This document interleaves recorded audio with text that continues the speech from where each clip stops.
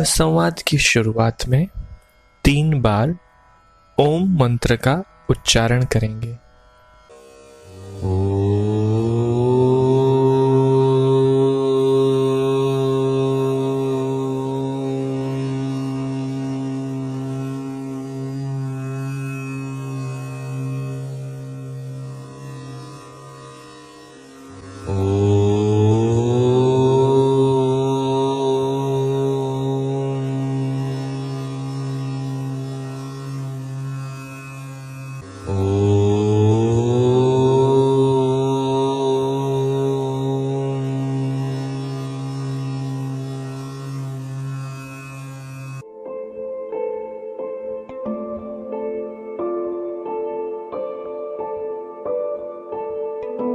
गर्भ संवाद बौद्धिक विकास के लिए, IQ डेवलपमेंट के लिए। प्रिय बेटा, मैं तेरी बहुत आभारी हूँ कि तुझ जैसा तेजस्वी, गुणियल, प्रतिभाशाली, मेधावी और आकर्षक व्यक्तित्व धराने वाली आत्मा मेरी कुख में है।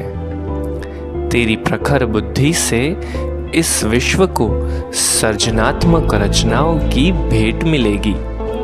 तेरे में leadership, sportsmanship, observation power, learning attitude जैसे कई गुण पूर्ण रूप से विकसित हैं।